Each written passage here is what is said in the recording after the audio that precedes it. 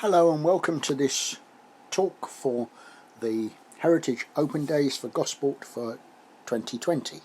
Normally this talk is a 1-hour talk given in a church in Gosport, and it's been given on 2 different years, 2019 and 2018. This is the 2020 version, and for this version it's been split into 2 30-minute talks, of which this is the first one, which talks about the background to the census, how it came about and why it happened. My name is Neil Spurgeon, and I've made a bit of an investigation into what effectively is a unique religious census that was conducted in 1851 in Britain and has never been repeated. This is the second part of a talk on the religious census of 1851. The first part describes the reason behind the census occurring and some reasons why we've only ever had one and never had another one. This particular part describes the churches on the peninsula that were attended and the numbers that visit it on the particular occasion of the census. You are strongly recommended to watch both parts in order, but if you wish to watch this part first, then that's up to you. Hello again, I'm Neil Spurgeon, and those of you that attended the first part of this talk will recognise this slide. This was where the last one finished. Now, I want to say that there was a good selection of places where our erstwhile Victorian family could have gone on that particular day in April 1851. I have chosen to divide the possible places they could go chronologically rather than geographically, because the history of the various places of worship can be interesting in their own right. I hope this doesn't confuse people too much, so let's start with the old established Anglican or Church of England buildings. We have to start somewhere, and although it would have been perhaps fine to begin in one of the Gosport churches, we cannot really deny that Alverstoke and Rowner both have much more claim for God's port historically than does Gosport itself. I have decided to start with St Mary's, which, although probably in existence well before the 11th century, although little remains of any earlier Saxon fabric. In 1122, William Gifford, Bishop of Winchester, disputed with the prior of St Swithin about the church at Alverstoke, which the bishop returned to the monks in 1124. In 1285, the manor of Alverstoke passed into the hands of the Bishop of Winchester as a peculiar, and so this church perhaps deserves to stand alone. As far as true Gosport exists today, it is the one key church that almost everyone knows. The church itself is very ancient, and its registers begin in 1559, whilst it has bells dated 1699 and 1766. Like many old churches, the building has undergone considerable change over time. It was replaced almost entirely in 1625 and extensively enlarged and remodelled between 1832 and 1834. I've illustrated the church building here as it existed in 1724, and again following the changes undertaken as it would have appeared at the census following the second remodelling and partial rebuilding completed in 1834. Following Sam Wilberforce's promotion to bishop, the living had been allocated to a relative of his, Thomas Walpole, who'd been in post since 1845 as the rector. He would have been very pleased with the turnout on census day. St Mary the Virgin Rowner originated in the 4th century, and along with St Peter Titchfield was arguably the only church in the area until St Mary Alverstoke was built or rebuilt in the 11th century. The current church is both Saxon and medieval, probably enlarged in the 13th century, but finally restored in 1874 by F.E. Thick when the north aisle was widened to form a new nave. At this stage the Lady Chapel became the chancel, and the stone-coursed rubble exterior was added. English heritage state that the church has a medieval interior of nave and chancel, with north aisle and chapel with surviving arches, chancel arch, piscina, red tile roofing, western bell turret, several good wall tablets and one Jacobean tomb. The Reverend Richard Foster Carter was appointed as stipendiary curate in 1833, and when he was ordained a year later became the rector, a post he occupied well into the 1880s. Unlike almost all the other clergy in the area, Foster Carter was a Cambridge man, having attended St John's College, where he was awarded his BA in 1833. Holy Trinity, Gosport. There was a chapel, probably close to the foreshore nearby in Gosport itself, by 1284, and the new parish, Holy Trinity, was carved out of Alverstoke parish with a building from September 1696, but only recognised as a parish in 1860, when it moved from Low Church to High Catholic under the Reverend Skipsey Saunders, who became the incumbent in 1858. However, Holy Trinity Chapel was formally recognised as a peculiar under the Bishop of Winchester in 1732. The church is built in the Ionic style and famously incorporates 14 pillars, the heart of each being oak trees donated by the then Bishop of Winchester, Peter Muse. At the time of the 1851 census, Richard Bingham Jr. was the rector, having taken over from his father, also Richard Bingham, in August 1829, having acted on behalf of his father in the parish from 1821 onwards, first as the curate and then later as a stipendiary priest when his father semi-retired. Both men attended Magdalen College, Oxford, although the first Reverend Bingham, Isaac Moody Bingham, who held the living of this church from 1778 to 1792, was a St John's Cambridge man. Isaac Moody resigned, handing over to his son, the first Richard Bingham, in 1789, and he served here as incumbent for a magnificent 66 years. The wonderfully well-named St Luke's Haslar, St Luke of course was a physician, of 1753, built in the mid-Georgian style of red bricks in keeping with the hospital and designed by Theodore Jacobson.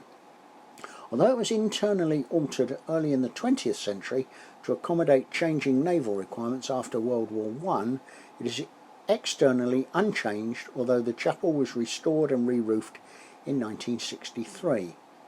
English Heritage now look after and report single-storey, 2x3 window range, a simple preaching box style chapel, has stepped stone plinth and brick eaves with stone mounded surround to pediment end gables with oculi.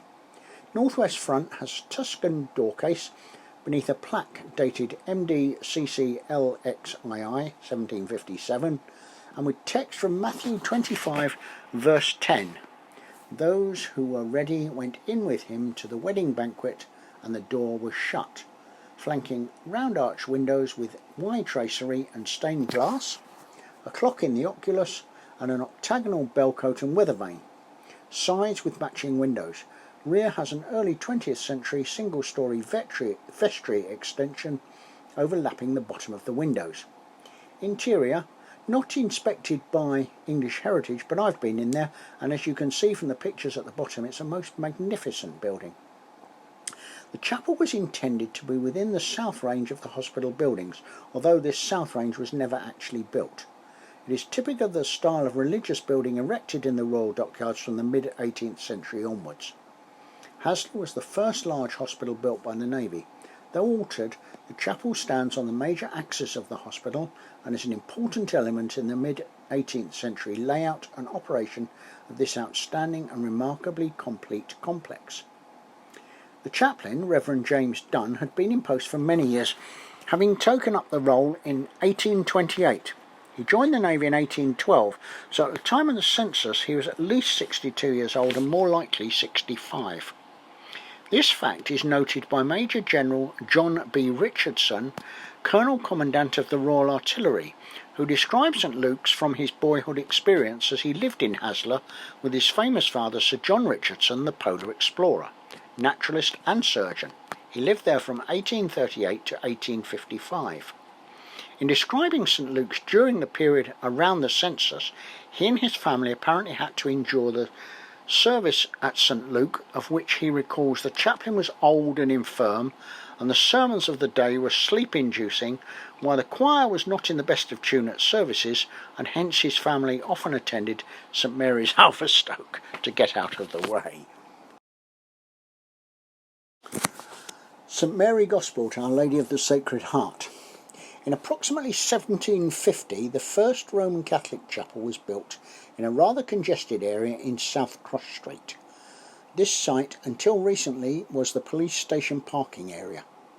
The Gosport Baptismal Register was opened in May 1759 when Father Philip Wyndham of Havant baptised Cornelius Looney, son of Cornelius and Honora Looney, at St Mary's. Father Wyndham was an intrepid horseman and walker and served St Mary's from Havant Catholic Church for a very long period. As the only actual Roman Catholic chapel outside of a manor house in the local area, Havant Chapel supported people from a huge area of southern Hampshire during some times of great peril for Roman Catholics in England. The mission congregation there in 1814 was reported as including nearly 200 men, women and children in a parish which stretched effectively from beyond Chichester in the east to Fareham in the west, and included all of Portsea, Hayling and Thorney Islands Catholic families. Many Gosport Catholics would occasionally sail over to Hayling or Langston harbours to attend the chapel there. From the Relief Act, which allowed Catholics to own property in 1778, it became easier for Catholics in Hampshire, and by 1834 it's reported that the small Catholic chapel standing behind the independent Congregational Chapel in Middle Street, the former name of the High Street, which stands where the post office until recently existed. This had been built on land purchased surreptitiously by the Catholic bishop as early as 1776, which in fact was illegal, and a small chapel on the present site was erected shortly after 1780. The Emancipation Act in 1828 simplified life greatly for Catholics, and in 1830 the small chapel was enlarged by the Reverend John Clark, and again in 1834 when the Carlist Queen, who had been residing at Alverstoke Rectory, died. She was temporarily interred in the sanctuary before the high altar and remained there until 1885. In 1849, Dr. Angelo Baldaconi was appointed, and he was responsible for commencing the building of the present church over the top of the old one.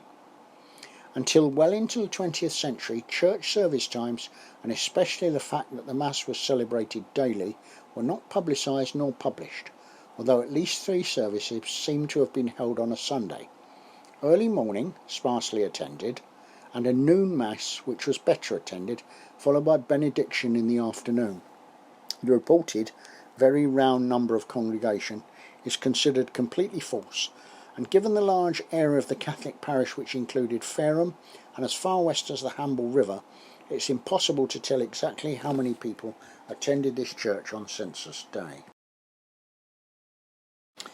St John Fulton was completed as a chapel of ease, that means a church built to ease the pressure on other churches because of the size of the congregations, in 1831 when the Reverend Henry Aubrey Veck was the incumbent.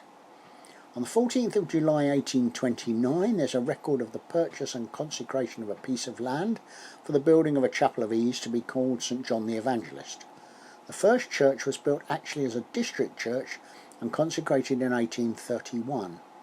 The new priest in charge, the Reverend H.A. Veck, became its first vicar in 1841 when it gained parochial status. The church was completely rebuilt from 1891 to 93, and it's this more modern building which one can see today. A Robert Cruikshank, a property developer and local entrepreneur, forced the issue of a new daughter church to St Mary Alverstoke in Anglesey, where he had built the Anglesey Hotel and the Crescent in 1830. This was against the wishes of the bishop, and unusually the incumbent of Alverstoke, Samuel Wilberforce, who resisted the construction of this church less than half a mile from his rectory at Alverstoke, arguing that more free seats for the poor would be of more benefit than a new church specifically for the rich villa owners, but Cruikshank prevailed. After quite a long wrangle, the first stone being laid in 1826, A new church was built and finally consecrated on the 13th of August 1843, being opened for divine service in 1844. It was demolished in November 1911, having been declared unsafe. Although too early to have attended St Mark's, it is of interest to note that Princess Victoria, later Queen Victoria, stayed at the hotel in 1830 when she came to Gosport with her mother, Victoria Maria Louisa of Saxe-Coburg, the Duchess of Kent.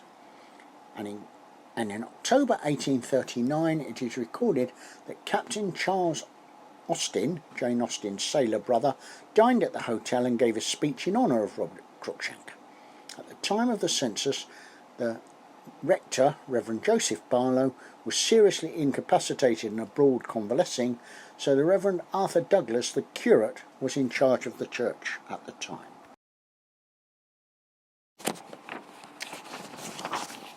Henry Vett was clearly the go-to man for new churches in the 1840s. Having set up the new parish of St John in Fulton, he moved a little further into the new town and in 1845 built St Thomas in Elson. Architecturally, this is a simple aisleless rectangle of 5 bays in early Gothic style. There's a steep tiled roof with a western bell turret. The church is built of brownstone rubble walling with ashlar dressings. A parapet is supported on brackets, hood-mouthed to tall lancet openings, continues from Springer level as a weathering band. Below this level are step buttresses, a silly band and plinth. The eastern gable has a quadrifoil above triple lancets, and the western has a large traceried light above moulded arched doorways. It is now joined together with St Matthew Bridgemary as a combined parish for the Bridgemary and Elson area. There was also a mission church building in Chapel Street in Elson.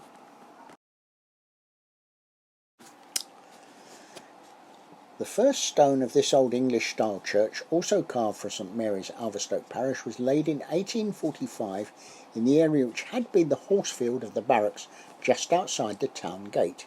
It was consecrated on May the 6th, 1846, to offer up to 600 free seats to what was then a fairly new town in this area. At the time of its consecration, it is reported that about half the population of Gosport lived in this new parish. The Reverend Joseph Delasaux Simmons, M.A., was the first incumbent. Not to be confused with St Matthew Bridgemary, a church that was not started until 1913, the district church of St Matthew was specifically designed and encouraged by Samuel Walpole to meet the needs of a growing civilian population following the rundown of the military in the town after the end of the Napoleonic Wars. It closed on the 18th of December 1950, having served its community for almost exactly 100 years, and the parish was absorbed into Holy Trinity Gosport. A school was situated immediately south of the church, just across St Matthew's Square. The Duke of York Public House was directly opposite the east side of the school, and a little further away the Clarence Tavern was opposite the west side at the north end of Clarence Road. The church was demolished in 1954, and houses in the square were demolished in 1959, while the school closed and was demolished around the same time. The whole site is now occupied by Rope Quay flats. The first dissenters in 1669 were, quote, holding conventicles in Alverstoke Malthouse frequented by hundreds of all sorts, sailors and tradesmen, unquote. This all occurred because the former vicar of Hursley near Winchester had been dismissed from his living for refusing to conform to the 1662 Act of Conformity, so he had been ejected by the Church of England and had come to the peninsula in 1669, where he was described as a violent nonconformist.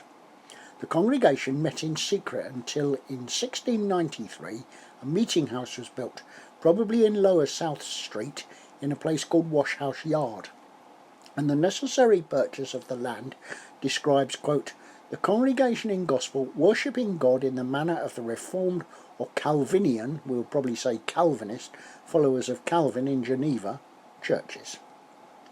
An academy providing ministers for the whole of the southern English area was established in 1879 at number 5 High Street, from where 100 missionaries were trained, but that closed in 1830 After the death of the driving force, Dr. David Bogue, MADD, Minister of Congregation of Gosport from 1777 until 1825, when the energetic nonconformist minister of Havant, the Reverend William Scape, became the key Hampshire nonconformist. A new church was built on the site of the current post office. This was opened on the 22nd of May 1785 and stood until it was bombed and badly damaged in 1941. A new congregational church was built in Bury Road and dedicated in October 1957, and the Congregational and Presbyterian churches united in England as the United Reformed Church in October 1972. Again, as with the Roman Catholic congregational figures, the 1851 census are somewhat suspect, and it is believed that many Sunday school teachers were included in the reported census figures. I am grateful to Dave Thompson of Gosport Methodist Church for this information. John Wesley in Gosport. It is recorded that the Reverend John Wesley made at least 3 visits to Gosport, in October 1753 and again briefly in 1773 and 1774. It is assumed that he preached here, probably in the open air, and so sowing the seeds for a Methodist community to grow during the 19th century. The Sunday School. Early records suggest that a Sunday school was commenced in Gosport around the middle of 1808 by Robert Grounds with the help of Thomas Larcom and Henry Woodrow as the first teachers, and was associated with a Wesleyan Sunday school in Portsmouth. A few children were collected together in a room, possibly in a loft, in a house in Beaminster's Lane. The first scholar also was called Thomas Larcom, perhaps Thomas Larcom Jr. He later became a Wesleyan ministry and died abroad. The Wesleyan community was strong enough in 1810 to build a church in Middle Street, now known as the High Street. When the church elders decided to purchase an organ, the structural alterations meant that the Sunday school needed to move away from the main church, firstly to the old market house, and then in 1871 premises were secured in North Street, and the Sunday school remained there until coming into its new building in 1911. The first Baptist presence in the area appears to have been in Alverstoke in the 1660s under the Reverend J. Webber, and then developed more strongly in Kent Road, Portsmouth. It was from this later foundation that Victoria Street, Gosport, was established. In 1811, Meeting House Alley, Kent Road in Portsmouth, sent people to found Forton, Victoria Street, meeting in premises in Ferrell Road. Subsequently, they built a church in Lees Lane.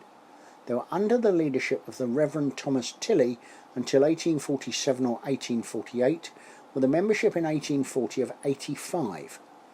By 1852 the church had outgrown the premises at Lees Lane, and a new chapel was erected in Victoria Street at a cost of £700. The Reverend James Snedmore led the church from 1848 to 1864, with a membership in 1860 of 95. The church we now know is later in Stoke Road. Stoke Road Baptist Church, on the other hand, appears to have come from the Union Chapel, which was at the other end of Stoke Road.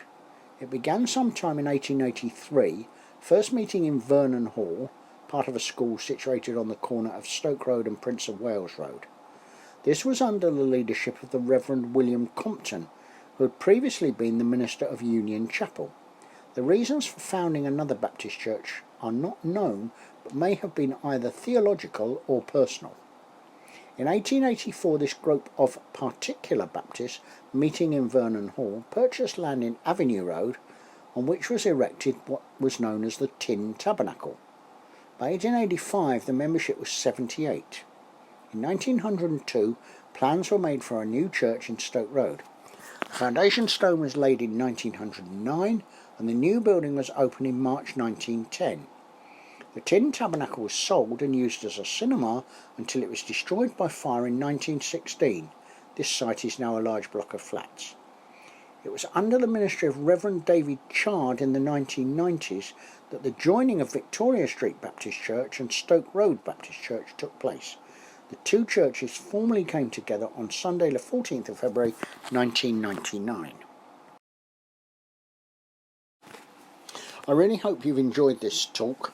And certainly if anyone has any questions, they can be addressed to me as Neil, Neil, .Spurgeon, Spurgeon, at BCS, that's the British Computer Society, bcs.org.uk as an email. I'll attempt to answer any questions that I can. Now, to finish this off, we generally think of ourselves these days as being quite an irreligious group. But amazingly, back in 1851 there were 11 or possibly 12 places of worship in the whole vicinity of the peninsula, and nowadays there's 29, which is almost 3 times as many. It's astounding and very surprising. Notice also that most of the churches nowadays are independent churches, whereas of course back in the 1850s most of the churches would have been Church of England, Roman Catholic, or what we would now call free churches.